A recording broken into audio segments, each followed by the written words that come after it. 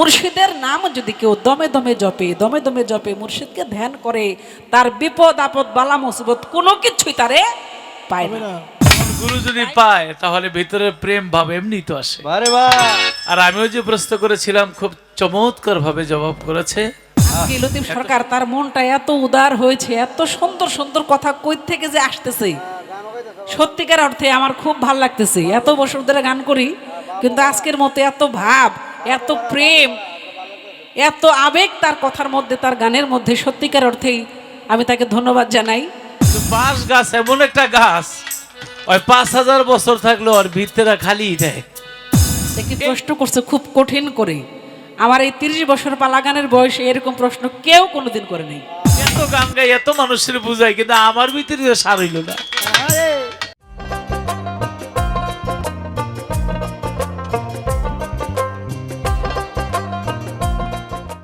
চমৎকার, অত্যন্ত চমৎকার করে সুন্দর করে আমার প্রতিপক্ষ আজকে যিনি শিষ্যের ভূমিকায়, কিন্তু অনেক সুন্দর গান, অনেক সুন্দর কথা, অনেক ভাব সৃষ্টি তিনি করেছেন।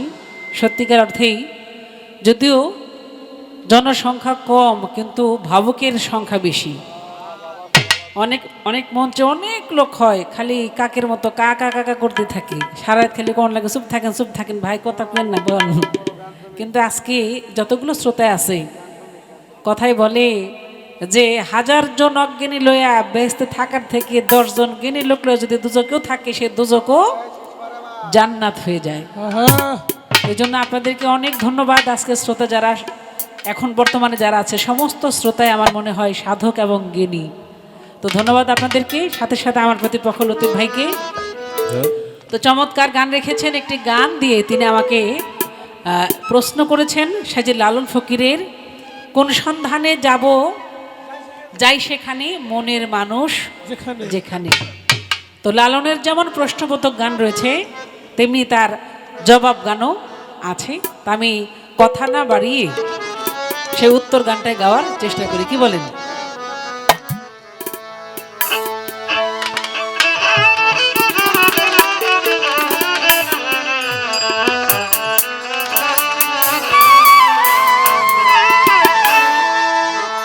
অনায়াসে দেখতে পাবি, অনায়াসে দেখতে পাবি কোনখানে সাইরবারাম খানা। আপন ঘরে রে খবর নেয় না, আপন ঘরে রে খবর নেয় না। অনায়াসে দেখতে পাবি, অনায়াসে দেখতে পাবি কোনখানে সাইরবারাম খানা। আপন ঘরে রে খবর নেয় না, আপন ঘরে রে খবর নেয় না।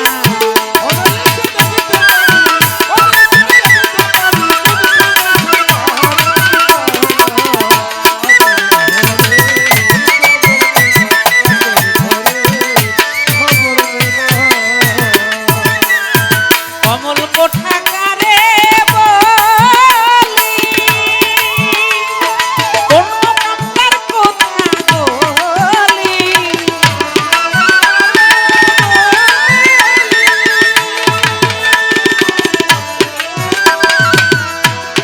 কমল কোঠাকারে বলি কোন কান্তার কথা বলি।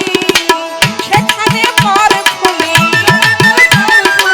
সেখানে পর ফুলি মধু খাই সে অলি জলা। আপন ঘরে রে খবর নেনা, আপন ঘরে রে খবর নেনা। অনায়াসে দেখতে পাবি,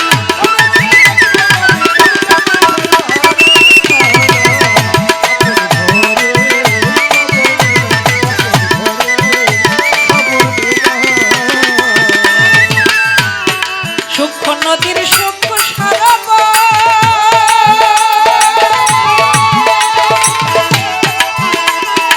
তিলে তিলে হয় গো সাগর।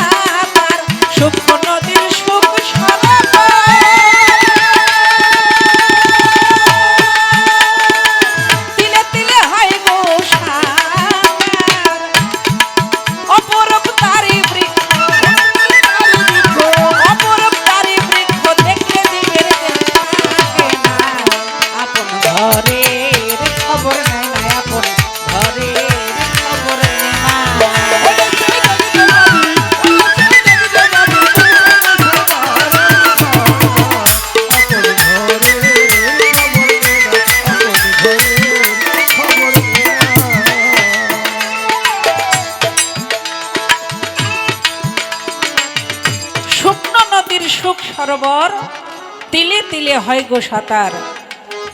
লালন কয় কীর্তিকর্মার, কীর্তিকর্মার কি কারখানা। আসলে বিষয়টা এমন একটা জায়গায়, একে হলো আমি শেফালী সরকার একটা মেয়ে মানুষ, কিছু গান আছে, কিছু কথা আছে একেবারে পূর্ণাঙ্গ ভাষায় মৌখিকভাবে ব্যাখ্যা করা যায় না। তো আপনারা যারা সাধক জ্ঞানী তারা এই গানের কথাগুলো খেয়াল করলেই বুঝতে পারবেন যে সাজি লালন ফকির কোন জায়গায় ইঙ্গিত করেছে। সূক্ষ্ম জ্ঞান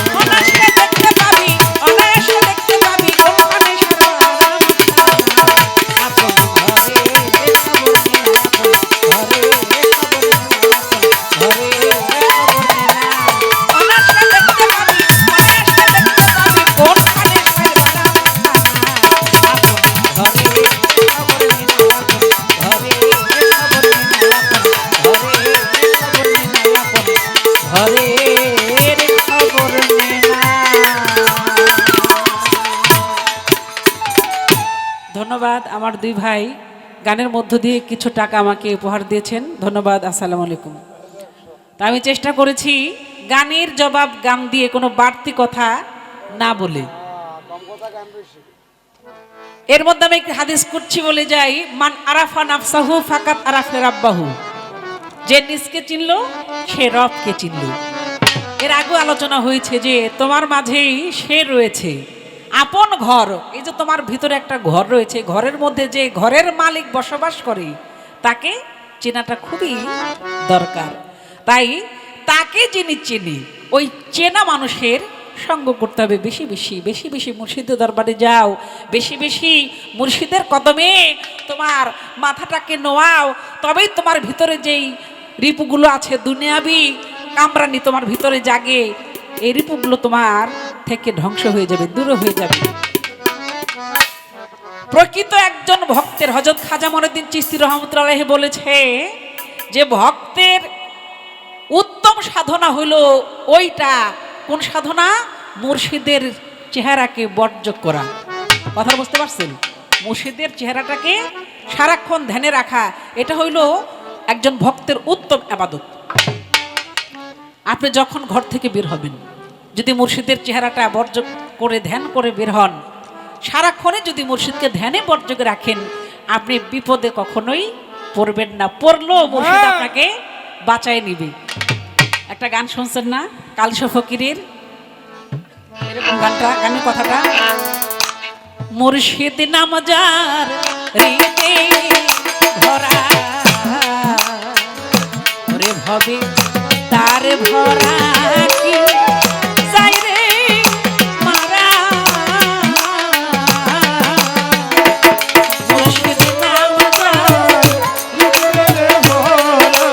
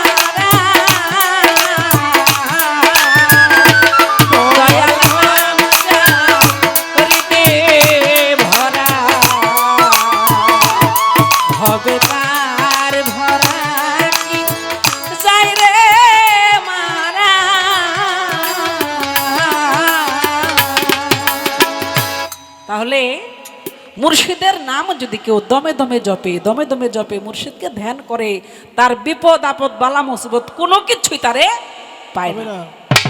তাই যারা তরিকপন্থী লোক আমরা অবশ্যই যেন মুর্শিদকে ধ্যানী বর্জ্যকে সদা সর্বদা দমে দমে আমরা জপব, তাহলে আমাদের শয়তানের ওয়াসওয়া থেকে আমরা মুক্ত থাকবো ইনশাল্লাহ।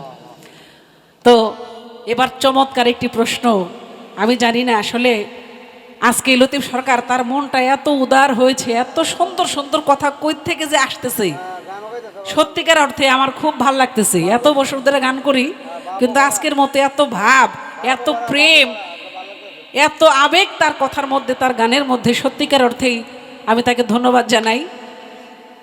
একটি প্রশ্ন করছে খুব কঠিন করে, আমার এই 30 বছর পালা গানের বয়সে এরকম প্রশ্ন কেউ কোনোদিন করে নাই, আজকে লতিফ সরকার করছে। কঠিন একটি কথা যে আল্লাহ রসুল যখন মেরাজে গেলেন, যাওয়ার পরে আল্লাহ রাসুলের সাথে মিশলেন। আমরা গান করে আমাদের একটা ভাব আছে, একটা অবস্থান আছে নাকি? তা আল্লাহ যে আল্লাহ রাসুলের সাথে মিশলেন একজনের মতো, আল্লাহ বলছে দোস্ত আমি আজকে ওনার মতো হয়ে আপনার সাথে মিশতেছি, কথা বলতেছি। উনিটা কে? আহা, আমার রাসূল বলছে আমার যতগুলো সাহাবা আছে তার মধ্যে হযরত আলীর মতো করে কেউ আমাকে বুঝে নাই, মাওলা আলীর মতো করে আমারে কেউ বুঝে নাই। আমি আলী থেকে আলী আমা হতে, আলী আমা হতে আমি আলী হতে, আমা হতে হুসেন, হুসেন হতে আমি, আমা হতে হাসান, হাসান হতে আমি। এমনি করে আমার রাসূল বলেছে, আমার রাসূল আলীকে যে কত ভালোবাসছে। আপনারা জানেন মুসলমানের মধ্যে সর্বপ্রথম যারা নাকি ইসলাম ধর্ম কবুল করলেন তার মধ্যে সর্বপ্রথম মুসলমান হয়েছিল হযরত আলী করিমুল্লাহ ওয়াজহু, প্রথম মুসলমান পুরুষদের মধ্যে, মানে কিশোরদের মধ্যে, কিশোর বলবো না, আমি বলবো সর্বপ্রথম মানে পুরুষদের মধ্যে হযরত আলী, তখন তার বয়স হলো মাত্র 10 বছর, আর নারীদের মধ্যে মা খাদিজা। তো আমার মাওলা আলীকে আমার রাসূল এতটা ভালোবাসতেন, আল্লাহ রসুল যখন মক্কা ছেড়ে মদিনায় গেলেন, যখন নবীকে মেরে ফেলার জন্য সেই কাফেররা ঘরটাকে ঘিরে ফেললো, আমার আল্লাহ বলল যে বন্ধু আপনাকে তো ঘিরে ফেলেছে, আপনি এই মুহূর্তেই এই স্থান ত্যাগ করেন, চলে যান। তখন আমার নবী কি করলেন, মাওলা আলীকে তার বিছনার মধ্যে শোয়া চাদর দিয়ে ঢাইকা রাইখা শত্রুদের সামনে দিয়ে চলে গেল। আর কিছুক্ষণ পরে যখন আমার নবী বের হলো, তখন তারা দেখো যেন দেখলো না, তারা বিকলঙ্গ হয়ে গেছে সে শত্রুরা। আমার নবী চলে যাওয়ার পরে তাদের হুঁশ আসলো, যখন ঘরের মধ্যে প্রবেশ করলো, ঘরে প্রবেশ করে চেয়ে দেখে যে একটা লোক চাদর গায়ে দিয়ে শুয়ে আছে। এখন কেউ কেউ ভাবে যে এটা নিশ্চয়ই মোহাম্মদ হবে, চল আমাকে মেরে ফেলি। আরেকজনকে না, একটু চেহারাটা দেখে লুই কে শুয়ে আছে। যখন মুখের কাপড়টা সরাইছে, চায়ে দেখে হযরত আলী করিমুল্লাহ ওয়াজহু নবীজির বিছনার মধ্যে শুয়ে আছে। তো হযরত আলী বলেছিল যে আমার জীবনে আমি শুধু এই রাত্রটাই মন ভরে ঘুমাইছি, কারণ আমার নবী বলছিল আলী আমি এখন মদিনার পথে রওনা হইলাম, তোমার সাথে আমার দেখা হবে, গনিমতের মাল রইল, যার যার মাল তুমি তাদেরকে বুঝাই দিও। মাওলা আলী যখন এই কথাটা আমার নবীর মুখ থেকে শুনেছে, নিশ্চিত হয়েছে যে আমাকে আর কেউ মারতে পারবে না। নবী যেহেতু বলছে যে তোমার সাথে আমার মদিনায় দেখা হবে, তাহলে আলী নিশ্চিত মৃত্যুর মুখে থেকেও আমার নবীর জন্য প্রাণ দিতে তিনি দ্বিধা করে নাই। জানি যে আমাকে মায়েরা ফেলতে পারে, তবু আমার নবীকে এতটা ভালোবাসছে। তাই আমার নবী আলীকে এতটা ভালোবাসছে। শুধু কি তাই, মাওলা আলী যখন তার মায়ের পেটে, দেখেন কি বলবো, এমন এক জায়গায় লতিফ সরকার কথা রাখছে, কথা কি খারাপ লাগতেছে আপনার কাছে? না না না।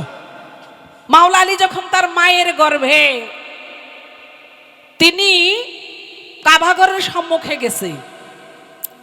আসাদ বিনতে ফাতেমা যখন মাওলা আলীর মায়ের নাম, তিনি যখন কাবাঘরের সামনে গেছে, এমন সময় তার পেটের মধ্যে এমন ব্যথা উঠছে, প্রসব বেদনা। এখন সে ফিরে যেতে চায়, কাবাঘরের সম্মুখ থেকে কে যেন দৈববাণী দিয়ে বলে যাও না, তুমি এখানেই থাকো। দেখে চাইয়া যে কাবাঘরটা ফাঁক হয়ে গেছে, মাঝখান দিয়ে একটা ফাটল ধরেছে, একটা ফাঁক হয়ে গেল, আর সেখান থেকে আহ্বান করলো তুমি এর ভিতরে প্রবেশ করো। সে কাবাঘরের ভিতরে মা চলে গেলেন, যাওয়ার সঙ্গে সঙ্গে কাবা ঘরের দরজাটা আবার আগের মতো হয়ে গেল, বন্ধ হয়ে গেল। সেখানে মাওলা আলী প্রসব হইল, তার জন্ম হইল। 3 দিন চলে গেল, যাওয়ার পরে আবার যখন সেই ঘরের দরজা খুলল, সেখান থেকে বের হলো, লোক মুখে শুনলো নবীজি, নবীজি দেখার জন্য আসলো। আর ফাতেমা বিনতে আসাদ কান্নাকাটি করতেছে, নবী গো, আমার সন্তান 3 দিন যাবৎ কিছু খায় না, চোখ মেলে দেখেও না, আমার সন্তান কি না খেয়েই মারা যাবে? আমার দয়াল নবী মাওলা আলীকে, শিশু আলীকে কোলের মধ্যে নিয়ে তিনি বলে, কি তুমি চোখ মিলে তাকাও না? নবী যখন আলীকে কোলে নিয়ে বলেছে, সঙ্গে সঙ্গে সর্বপ্রথম মাওলা আলী চক্ষু মিলে আমার দয়াল নবীকে আগে দেখলেন। সুবহানাল্লাহ, সুবহানাল্লাহ। পৃথিবীতে আগে এসে আমার নবীকেই তিনি দেখলেন। এরপরে আমার নবী বলে, তুমি বলে কিছুই খাও না? মা বলে, খাও না তুমি? আমার দয়াল নবী আদর করে চুম্বন করে আমার নবীর পবিত্র জিহ্বাটা যখন মাওলা আলীর মুখের মধ্যে পুরে দিল, আর সন্তান যেমন তার মুখের মধ্যে মায়ের স্তন পেলে চুষে চুষে দুগ্ধ খায়, তেমনি করে মাওলা আলীও আমার দয়াল নবীর পবিত্র জিহ্বার পবিত্র লালাগুলো চুষে চুষে খেতে লাগলেন। সুবহানাল্লাহ। তাহলে নবীর সাথে আলীর সাথে প্রেমটা কেমন ছিল দেখেন। তাই তো এই প্রেমের ভাবটা পূর্ণাঙ্গ ভাবে প্রকাশ করতে গিয়ে আমার আল্লাহ সেদিন সেই মেরাজের লগ্নে আমার আলীর আকৃতি, আকার আকৃতি, আলীর যে ব্যবহার, সেই ব্যবহার ধরেই আমার নবীর সাথে মিশেছিল। এই জন্য আমাদের মানিকগঞ্জের সিঙ্গারের আব্দুর রশিদ সরকার, তার একটি গান আছে, আমি আশা করি এই গানটা গাইলেই এটার পূর্ণাঙ্গ মীমাংসা হয়ে যাবে। আল্লাহ আলী নবী আলী, আল্লাহ আলী নবী আলী, কনে পাঞ্জা হায়দারি নবী কয় আমি যার মাওলা, আলী তার মাওলা, আমি যার মাওলা, আলী তার মাওলা, বললে নবী সুর করি।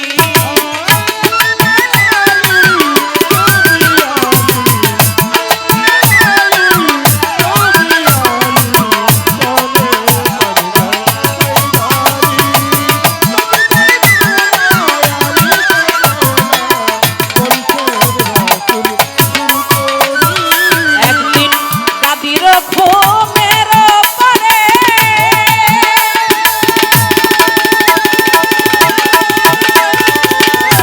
বলছেন দিনের পয়গাম্বরে, কাদির ঘুমের পরে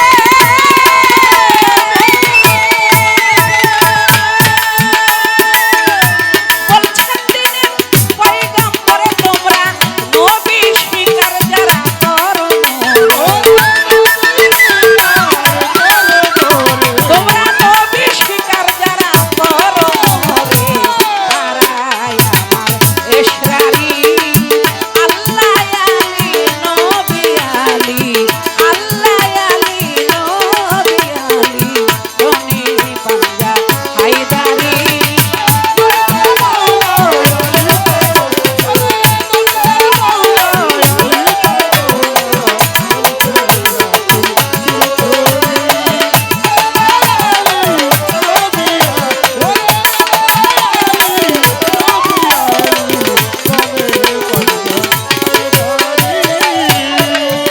নবীজি 2 নম্বরে হুকুম করে,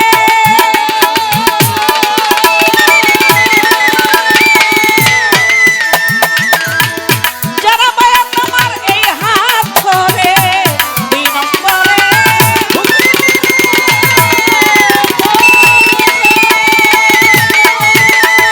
যারা বায়াত আমার এই হাত ধরে, তারা প্রত্যেকে হও আলীর মুরিদ, তারা প্রত্যেকে হও আলীর মুরিদ, আলী তাদের ডাক্তারি। আল্লাহ আলী নবী আলী,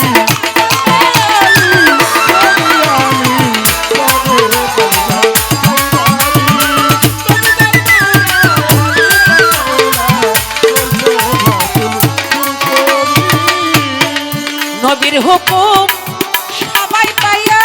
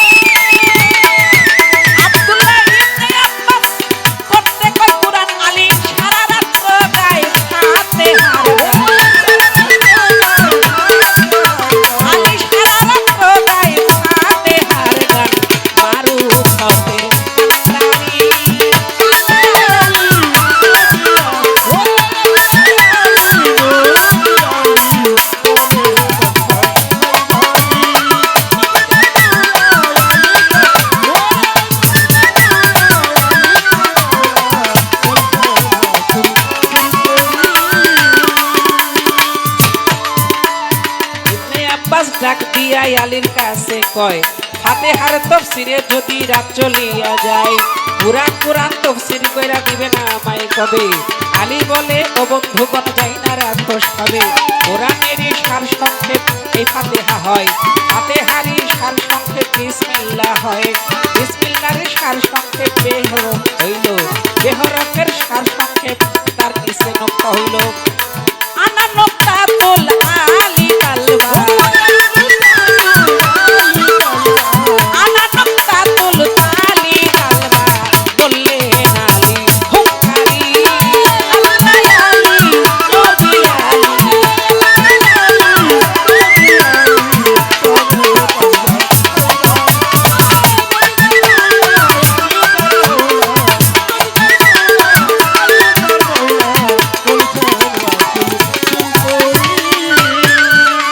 আব্দুল্লাহ ইবনে আব্বাস তিনি আমার মাওলা আলীর কাছে কোরআন শুনতে চাইলেন। তো হযরত আলী কারামাল্লাহু ওয়াজহু তিনি বিসমিল্লাহির রহমানির রহিম আলহামদুলিল্লাহি রাব্বিল আলামিন আর রহমানির রহিম মালিক ইয়াউমিদ্দিন ইয়াকা নাবুদু ওয়া ইয়াকা নাস্তাইন ইহদিনাস সিরাতাল মুস্তাকিম সিরাতাল লাযিনা আনআমতা আলাইহিম গায়রিল মাগদুবি আলাইহিম ওয়ালাদ-দাল্লিন আমিন। বলে যে আরেকটু পড়েন, মাওলা আলী আবারও পড়েন। এভাবে পড়তে পড়তে সারা রাত্রি পড়লেন। তখন একটু রাগ হয়ে ইবনে আব্বাস বলতেছে আপনি কি শুধু ফাতিহাটুকুই বলবেন, আর কিছু নাই?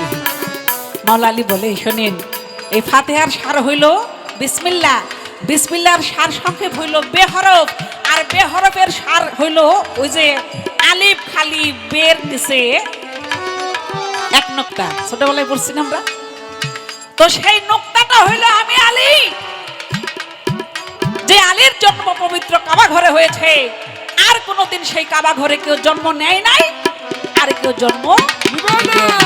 তাই বলতেছে আনা নোক্তাতুল আলী তালবা, আনা নোক্তাতুল তাহা তালবা, বললে না হুঙ্কারি আল্লাহ আলী নবী আলী।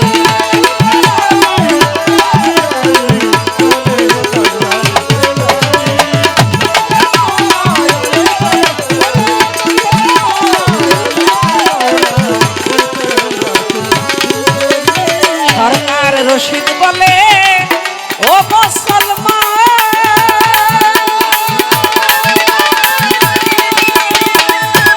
পাঞ্জাতনকে জানার মতো করে যান।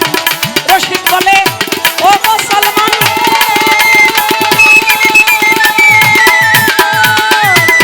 পাঞ্জাতনকে জানার মতো করে যান। কুঞ্জন আলী আর কুঞ্জন নবী, কুঞ্জন আলী আর কুঞ্জন নবী, কুঞ্জন আল্লাহ হকবারি আল্লাহ আলী নবী আলী।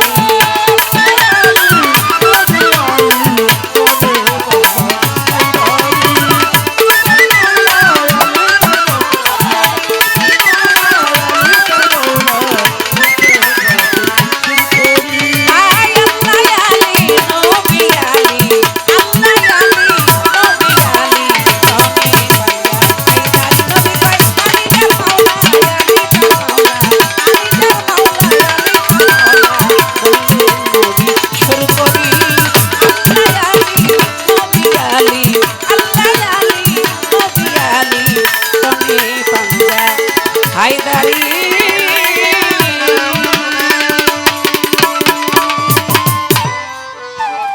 আমি চেষ্টা করলাম আমার লতিফ ভাইয়ের কথা মীমাংসা করার জন্য, জানি না কতটুকু তার মন মতো হয়েছে। মাওলা আলী আর নবী মেরাজে গেল, আমার আল্লাহ কয় আমি আলীর মতো হয়ে আপনার সাথে মিশলাম, কথা বললাম। তাহলে যারা জ্ঞানী তারা বুঝে নেবেন, এর থেকে আর ভাঙ্গাসিরা বলার কিছু নাই। রশিদ বলে ও মুসলমান, পাঞ্জাতনকে জানার মতো করে যান। কোনজন আলী আর কোনজন নবী, কোনজন আল্লাহ হকবারি। তাহলে এই জায়গায় সাধনার সর্বস্তরের যে বিষয়, এটা সাধনার উচ্চ মার্গে যারা গিয়েছে তারা এই বিষয়টা বুঝবে। এই পর্যন্ত আমি বলার চেষ্টা করলাম। ভারত উপমহাদেশের কিংবদন্তি গায়িকা, আমি মন থেকে যারা মা বলে শ্রদ্ধা করতাম লতা মঙ্গেশকর নাই, আর এই একটি গান মধু মালতীর। বাজালাম। হ্যালো, তার আত্মার রুহের মাগফিরাত কামনা করি, স্রষ্টা যেন তাকে ভালো রাখে।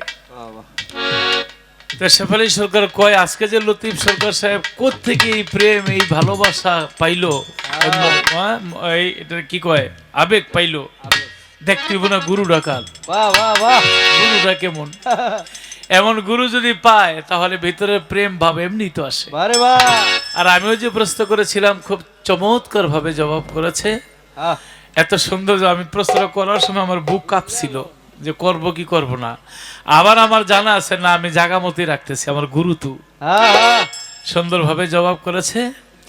তাই নবী অলি পয়গম্বর গাউস কুতুব যে যেখানেই আইছে অবশ্যই আল্লাহর ইশারায় আইছে। এই বাদাম বাদাম কাঁচা বাদাম আপনি যান দূরে যান, দূরে যান।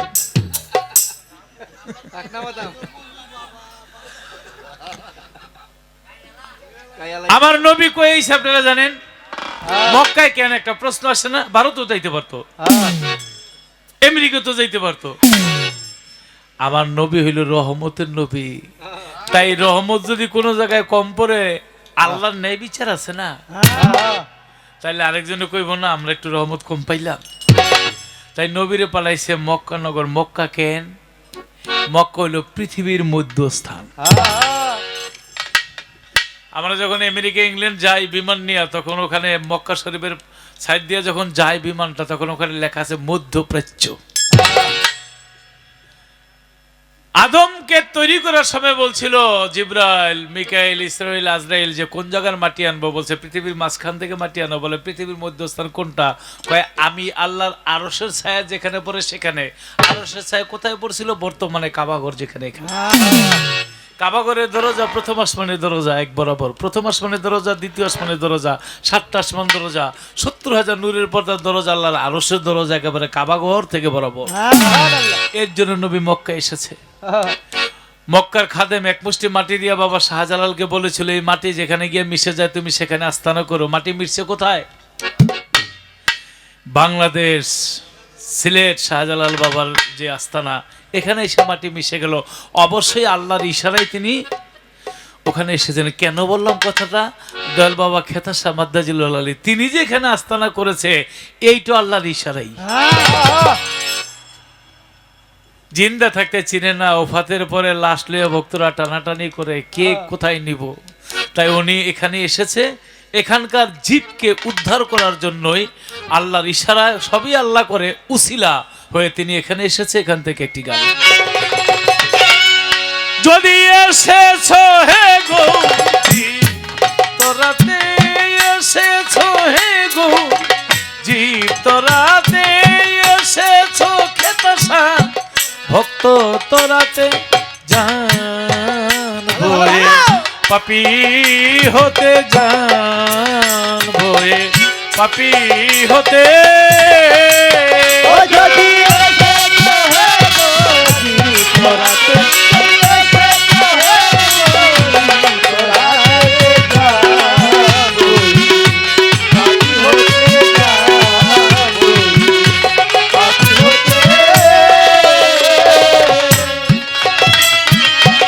নদিয়া নগরে ছিল যত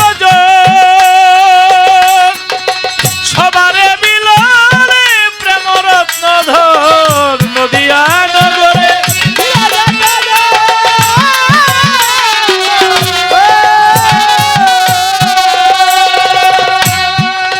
এই নরসন্দী নগরে ছিল যতজন সবারে বিলারে প্রেম রত্ন ধর। আমি নরধম না জানি ভজন, আমি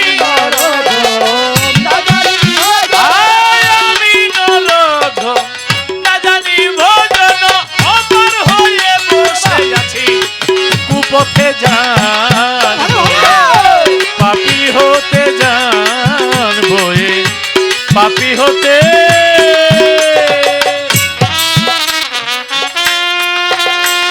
হা হা হা।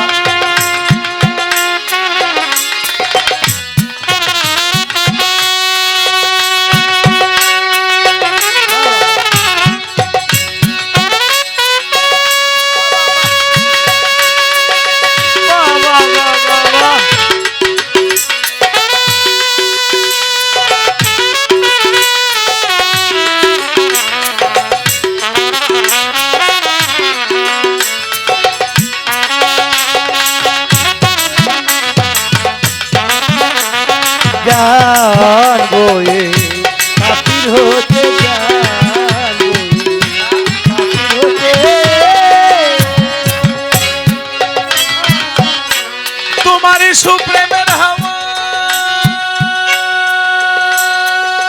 হাওয়া হাওয়া হাওয়া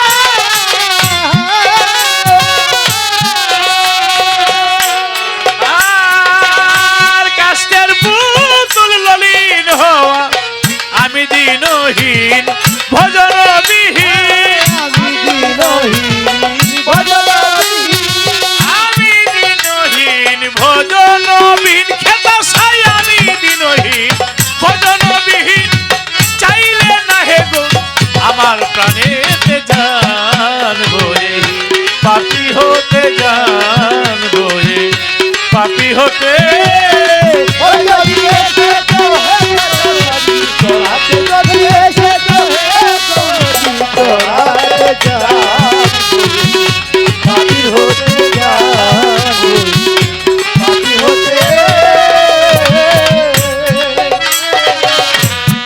মলয়া পর্বতের উপর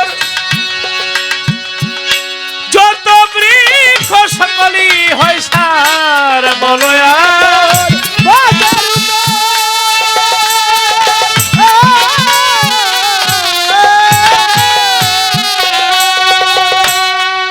একটা গাছ 50 বছর 60 বছর 100 বছর হয়ে গেলে ওর ভিতরে সারি হয়ে যায় না আর মলয় পর্বতে 200 300 400 500 বছর হয়ে গেছে গাছে তো সারি তো হবেই নাকি কিন্তু বাঁশ গাছ এমন একটা গাছ ওই 5000 বছর থাকলে ওর ভিতরে খালি দেয় এইটার মাঝখানে আর ভরে না লালন সাইজি কত চমৎকার ভাবে লিখেছে মলয় পর্বতের উপর যত বৃক্ষ সকলই হয় সার কেবলই যায় জানা বাসে সার হয় না কিছু কিছু মানুষ আছে নবীর ঘরে জন্ম নিছে কিন্তু নবীর কথা শুনে নেই আছে না যেমন কেনান নবীর ছিল কিছু কিছু মানুষ হাজির ঘরে জন্ম নিছে এইটার মতন বাজি আর এলাকার মধ্যে নাই আর আমি বলি আমার কথা এত গান গাই এত মানুষের বুঝাই কিন্তু আমার ভিতরে সার হইল না খালি রয়ে গেল খালি টাকা চাই পয়সা চাই যদি টাকা পয়সা না চাইতাম ভালোবাসা চাইতাম আল্লাহ কইতো ওই যে এর আগে কয়ে গেলাম যে তোর শাড়ি আমি খোদাই করে দিলাম তবে হ্যাঁ বাঁশ গাছ সার হয় কেমন হয় দেরিবাসীরা আচ্ছা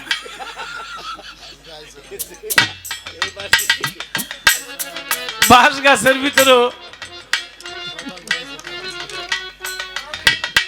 বাঁশ লাগবে না বাঁশ গাছও সার হয় কিভাবে যদি বাঁশের মধ্যে বাজায় নবী মোর পরশমণি নবী মোর সোনার খনি নবী নাম জপে যে জন সেই তো জাহানের তখন কি আর খালি থাকে বুঝে যায় না আল্লাহু আল্লাহু তুমি জানলে জানাল্লাহু শেষ করা তো যায় না গিয়ে তোমার গুণগান তখন আল্লাহর নাম নবীর নাম বাসি থেকে ওকে আর খালি থাকে সনাতন ধর্মের মধ্যে বলে সে হরি কে মন নাম শুনে এত প্রেম জাগে চোখে আসে এত জল সে হরি কে মন সে কি আসে এই পৃথিবী গাহিরা ধান বসরিতে যার বিরহে বিরোহী যমুনা যার অনুরাগী বিরোহী যমুনা হয়ে ওঠে চঞ্চল সখী হরি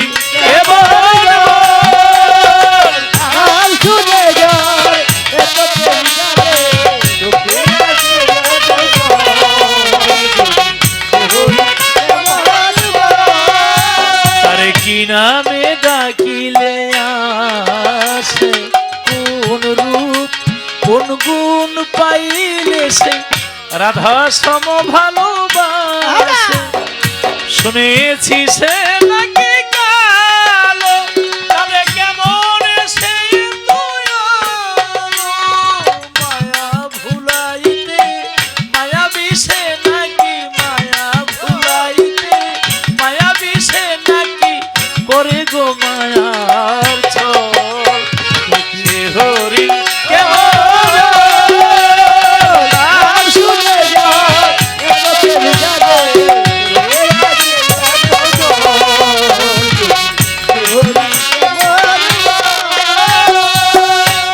তারে দেখি নাই এত প্রেম, হ্যাঁ? আর যদি প্রভুরে দেখতাম মনে হয় কলিজার ভিতরে ভরে রাখতাম। এই গান যখন বাজে, আমার খেতার সাহেব বাবার গান যখন বাঁশিতে বাজে, তখন কি আর খালি থাকে না, ওই শূন্যস্থান পূর্ণ হয়ে যায়। এর জন্য লালন সাইজি বলেছে, আর যার অলি আউলিয়া পীর মুর্শিদের নাম শোনার পরও এইখান দিয়া ঢোকলো ওইখান দিয়া বাইরে গেল গা, ওর জন্য কি মলয়াপর উপর যত বৃক্ষ সকলই হয় শাল, কেবলই যায় জানা বাসে সার হয় না, কেবলই যায় জানা বাসে সার হয় না, ওই কেবলই যায় জানা বাসে সার হয় না। ফকির লালন মইল প্রেম শূন্য চিতে যায়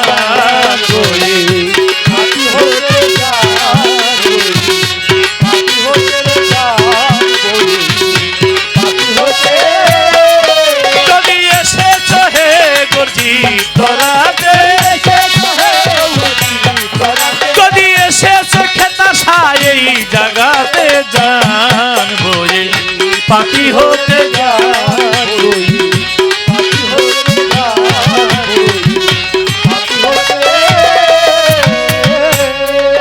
আমার গুরু বলে জবাব দিয়েছে, জবাব দেওয়ার পরে বলে আপনাদের কাছে কেমন লাগছে জানি না, তারপরে আবার বলছে কতটুকু ভালো লাগলো, এই কথাটা বলেছে নাকি। আসলে কতটুকু কি যে চমৎকার ভাবে জবাব দিয়েছে মাওলা আলীর জবাবটা দিয়ে, এবং বাউল সম্রাটের মধ্যে একজন রশিদ সরকার সাহেবের চমৎকার একটি গান গিয়েছে। এই গানের মধ্যে কত গুরুত্বপূর্ণ কথা বলেছে, কি সমস্ত কোরআনের সারমর্ম সূরা ফাতিহা, ফাতিহার সারমর্ম বিসমিল্লাহির রহমানির রহিম, বিসমিল্লাহির রহমানির সারমর্ম বেহরফ, বেহরফের সারমর্ম, বেহরফের নোক্তাটা মাওলা আলী বলে নোক্তা নেই। সারাদিন ভরে জাল দিয়া খেওয়ায়, কাকড়া ওঠে, কুচ্চা ওঠে, জোক ওঠে, শামুক ওঠে, পালায় দেয়। দুই একটা রুই মাছ যদি পায় যত্ন করে ডুলাই বইরা বাসায় লিয়ে যায়, এত কিছু লাগে। মাওলা আলীর স্টাইলে সেদিন আল্লাহ কথা বলেছিল, তখন নবী বলেছিল আল্লাহ গো আপনি মাওলা আলীর স্টাইলে কথা বললেন কেন? বলে আমি আপনাকে সৃষ্টি করার পরে আপনার কলবের মধ্যে চেয়েছিলাম, তাকায় দেখছিলাম আপনার কলবের মধ্যে মাওলা আলী ছাড়া আর কেউ না। এত সুন্দর জবাব দেওয়ার পরে আর কতটুকু ভালো লাগছে এই কথা বলতে হয়, এই কথা বলতে হয় না। চমৎকার জবাব পেয়েছি। এবার আরেক কথা জিজ্ঞাসা এলো আমার দাদা ভাই,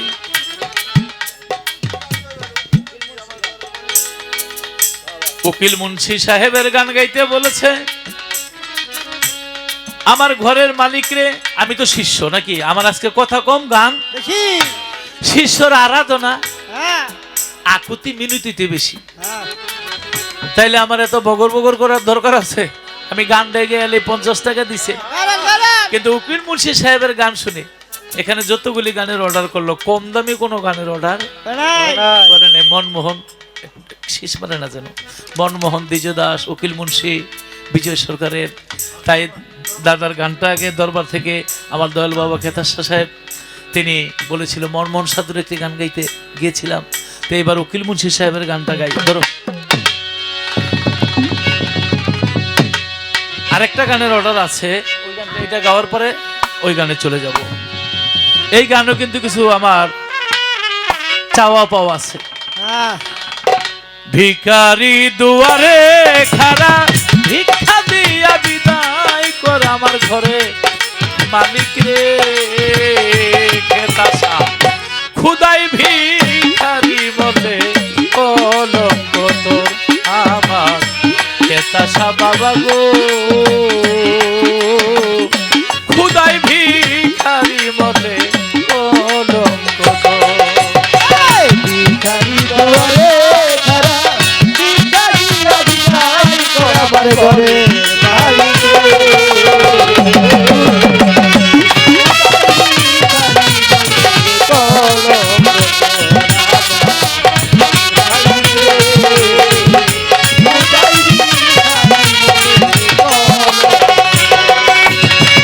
ঘরের মালিক রে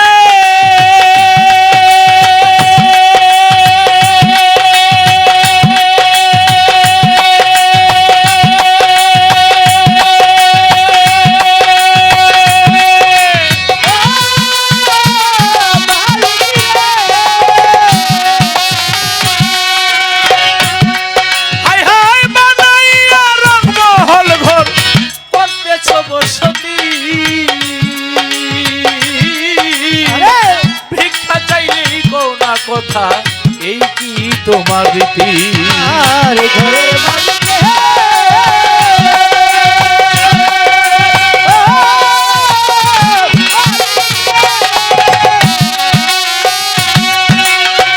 বানাইয়া রঙ্গমহল ঘর করতেছ বসতি, ভিক্ষা চাইলেই কোনা কথা এই কি তোমার রীতি? এই অভাগা যেই দিকে যায় বলে রে সরসর মালিক, এই অবলা এই অভাগা যেই দিকে যায় বলে রে সরসর। তুমি আল কোরআনে প্রমাণ দিলা কেউ নাই তোমার বর মালিক,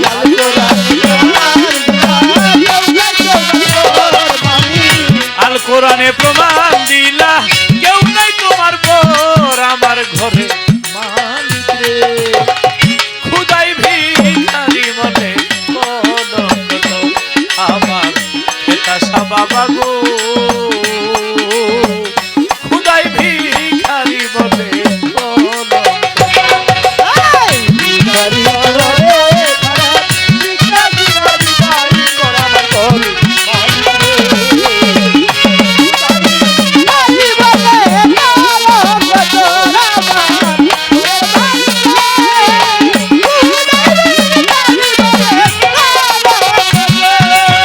ঘরের মালিক রে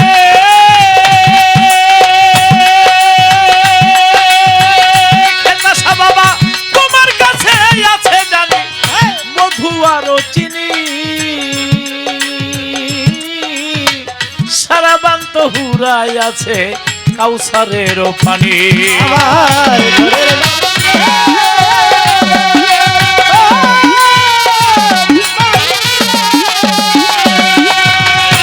খেতাসা বাবা তোমার কাছে আছে জানি মধু আর চিনি।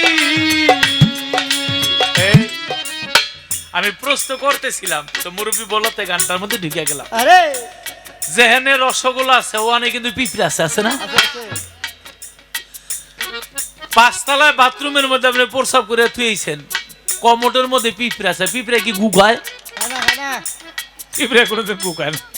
যার ডায়াবেটিস আছে এর প্রস্রাবের মধ্যে সুগার আছে, চিনি আছে, ওই চিনিটাই খায় কিন্তু। তাই আমার দয়াল বাবা খেতাসা তিনি এই যে মেলা মিলাইছে বিদায় হাজার হাজার ভক্তরা আসতেছে, এখান থেকে একটা প্রশ্ন কইলি তোমার কাছে আছে জানি খেতাসা বাবা মধু আর চিনি, খেতাসা বাবার কাছে আছে? জবাব দিব শেফালি সরকার, এই মধু আর সরাবন্ত উরা চিনি আমরা আস্বাদন করুম। মধু আর চিনি সারাবান তহুর আছে কাউসারের পানি। সারাবান তহুরা কি দুধের চেয়ে সাদা, মধুর চেয়ে মিষ্টি, পানির চেয়ে তরল, বরফের চেয়ে শীতল। এক বইতে জিজ্ঞেসিলাম হ্যাঁ কয় হিঙ্গাইল। আচ্ছা হিঙ্গাইল কোনোদিন এই মিডা হয়? ছোটকালে বহুত খাইছি, কোটা কোটা লাগে, চোখের পানিও এরকম না, এটা দেহের মধ্যে আছে। দয়াল বাবা খেতা সার যারা আল্লাহর ওলি প্রেমিক তাদের দেহের মধ্যে আছে। এটাকে বলা হয়েছে দুধের চেয়ে সাদা। তো গুরু, আমি আপনার কাছে জানতে চাই, দেহের মধ্যে কি জিনিসটা দুধের চেয়ে সাদা? মধুর চেয়ে মিষ্টি। এই দেহের মধ্যে এমন কি জিনিসটা আছে মধুর চেয়ে মিষ্টি? পানির চেয়ে তরল। এই দেহের মধ্যে কি জিনিসটা আছে পানির চেয়ে তরল? বরফের চেয়ে শীতল।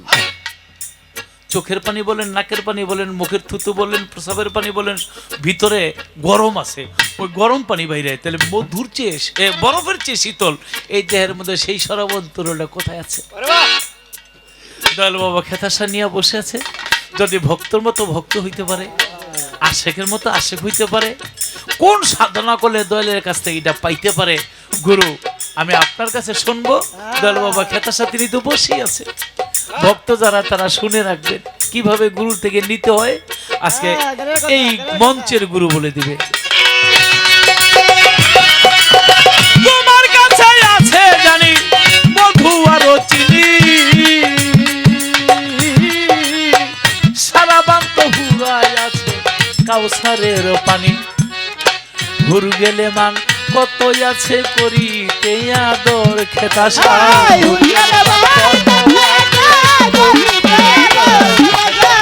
ভুর গেলে মান কত আছে করিতে আদর।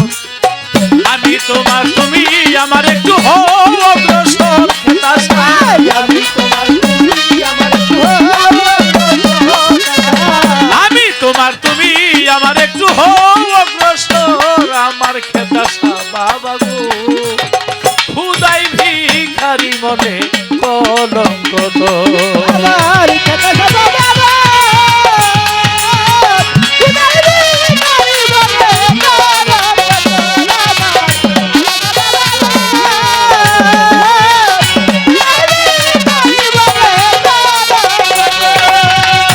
ঘরের মালিক রে, মালিক রে,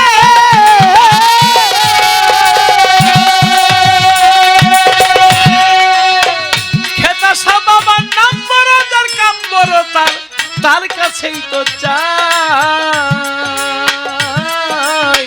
নইলে তোমার কলঙ্ক নাম রটিবে ঠাই ঠাই।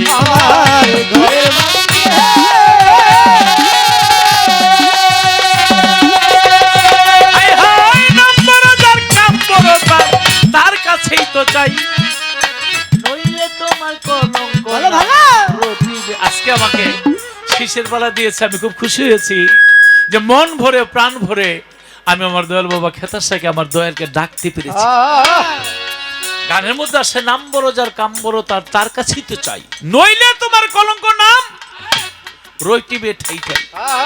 কবি নজরুল ইসলামের একটা গানে আছে, হে গোবিন্দ রাখো চরণে,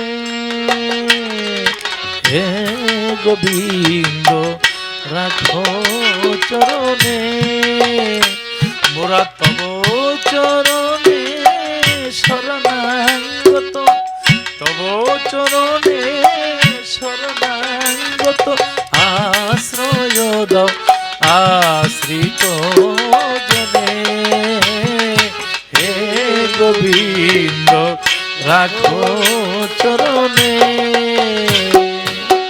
হে গোবিন্দ রাখো চরণে। ভিক্ষা চাহিলে মানুষ, ভিক্ষা চাহিলে মানুষ নাহি ফিরায়, তোমার দুয়ারে হাত পাতিল ফিরাবে কি, ফিরাবে কি তুমি তাই, তব চরণ ধরিয়া ডুবে মরি যদি, রবে কলঙ্ক ভুবনে রাখো চরণে, হে গোবিন্দ রাখো চরণে। পদ্র মন চাচ্ছিল, আমার আসলো, কারণ অনেক জ্ঞানী শ্রোতা ভালো ভালো গান টান দিলে মাথাটা ঝুঁকায়। এখানে বলা হয়েছে ভিক্ষা চাহিলে মানুষ নাই ফিরায়। একজন ভিক্ষুক হাত পাতলে ভিক্ষা দেয়, যদি না পারে কমসে কম মাথার মধ্যে হাত বুলাই দেয়, বাবারে মাফ করো। আরে একজন সাধারণ মানুষ মানুষকে ফিরায় না, তুমি তো দয়াল, তুমি তো খেতাসা, তুমি তো গুরু, তোমার কাছে হাত পাতলে ভক্ত, তুমি কি খালি হাতে ফিরাই দিবা? ঘরের মালিক রে,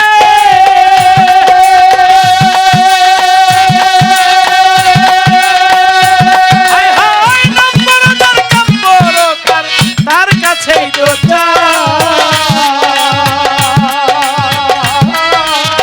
নইলে তোমার কলঙ্ক নাম রটিবে ঠাই ঠাই। এই অভাগা যেই দিকে যায় বলে রে সরসর মালিক।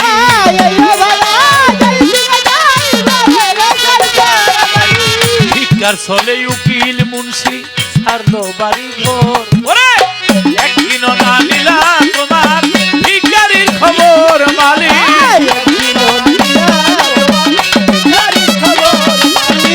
একদিন না লীলা তোমার ভিখারির খবর আমার ঘরে মালিক রে।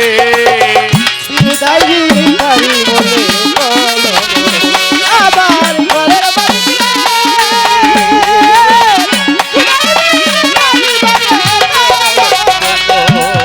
ভিখারি দুয়ারে খারা ভিক্ষা দিয়া বিদায় কর ঘরের মালিক রে।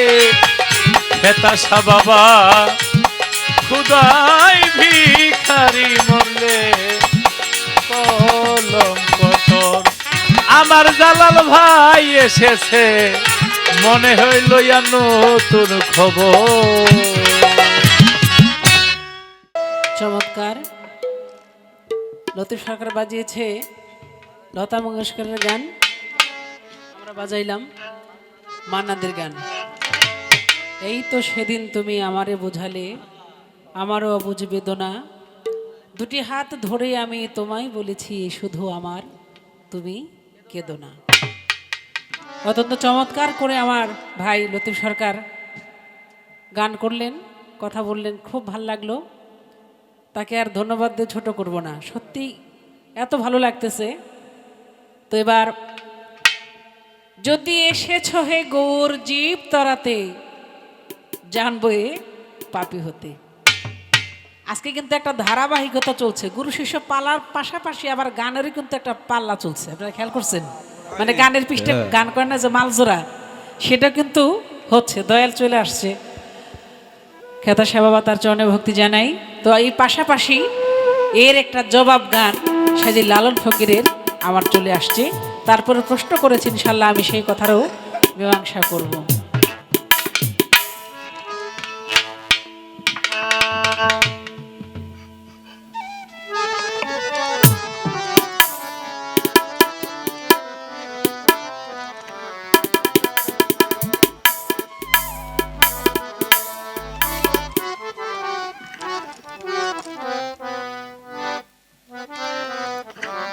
দয়াল বাবা খেতা শাহ নিজেই নিজের হাতে রহমতের হাত দিয়ে আমাকে 500 টাকার মাধ্যমে দোয়া করলেন, আশীর্বাদ করলেন।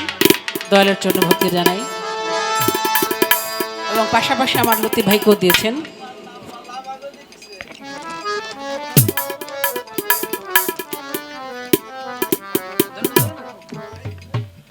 ধন্যবাদ। এবং আমার যন্ত্রিক যারা, তাদেরকেও দিয়েছেন।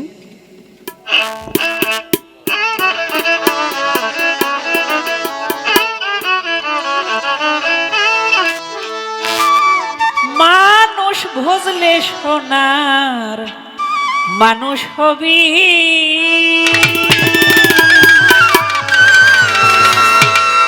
বেলাটা দেন।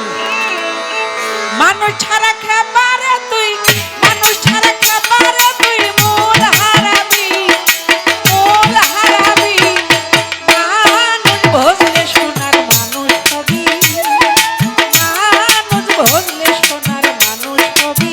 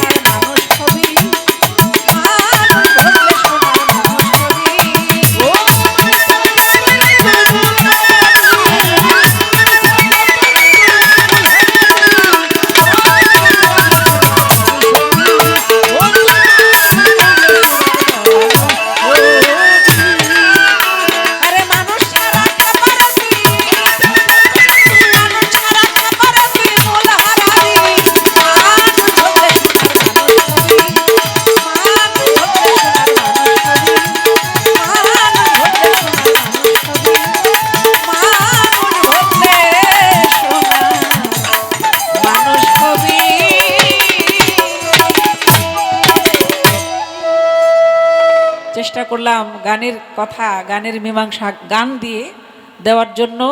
তাহলে বাঁশেও সার হয় যদি সে বাঁশ দিয়ে বাঁশি বানানো হয়, আর সেই বাঁশি দিয়ে যদি বন্ধুর নাম নেওয়া হয়। তাই তোমার এই মানব দেহটা দিয়ে যদি একটা মানুষের সাধন ভজন করতে পারো, মানুষকে ভজতে পারো, তবে তুমিও একটা পরিপূর্ণ মানুষে রূপান্তরিত হয়ে যাবে। তাহলে আজকে যারা খেতাশা বাবার ভক্ত, তার অনুসরণ, তার অনুকরণ, তার সেবা ভজন যারা করে, তারও তার মতো হয়ে যাবে। ওই যে একটি গান আছে আনারধনের সাহেবের, ও তোর গনার দিন ফুরাইয়া যায় আইকে যাবি সাধু বাবা রঙ্গিনা। শুনছেন না গানটা? হ্যাঁ, ওরে মন সাধুর অঙ্গিনায় গেলে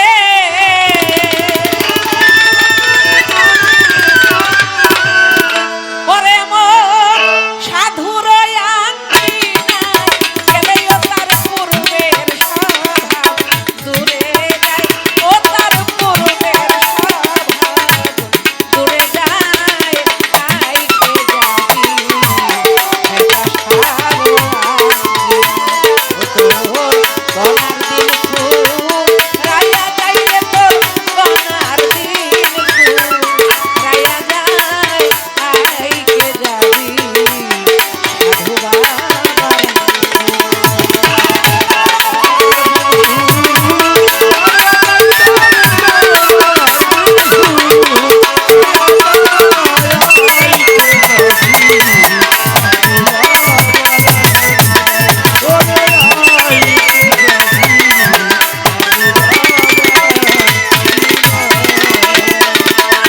মনরে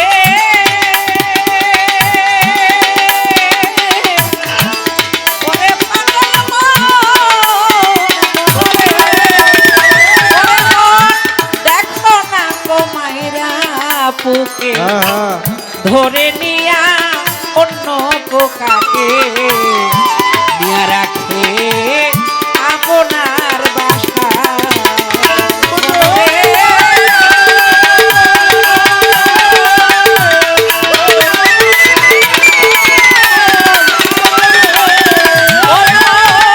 দেখো না কোমাইরা পোকে ধৈরা নিয়া অন্য পোকাকে নিয়া রাখে আপনার বাসা। ওরে ওরে মাসে কিংবা 6 মাস পরে নিজের রং ধরাইয়া ওরে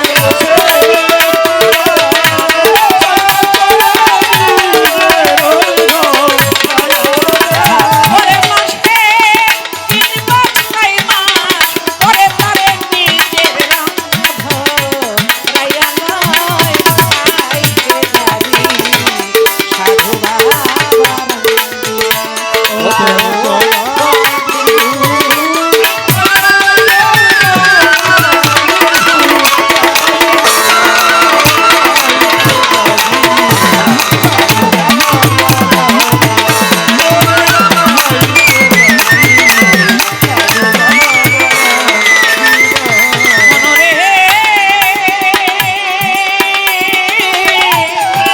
এরে পাগল মন,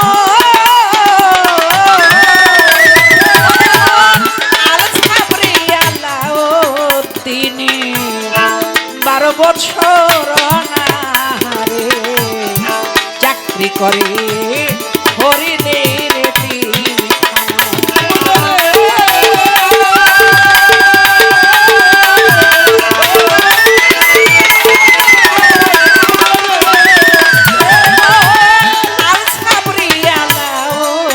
দিনে 12 বছর অনাহারে চাকরি করে শেখ ফরিদের ওরে শেখ ফরিদের কৃপাগুণে আউলিয়া তারে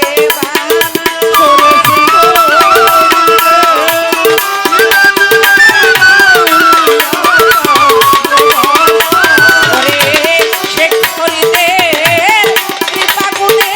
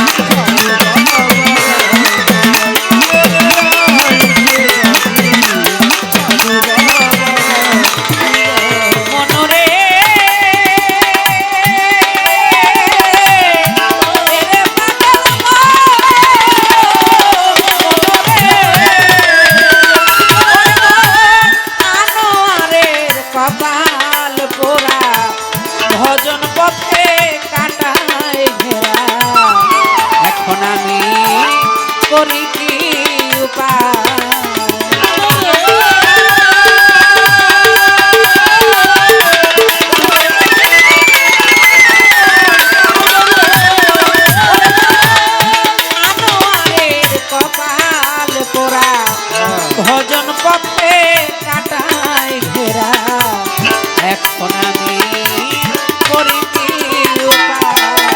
বলে তোমরা সবাই করো সাধন, আমি খালি হাতে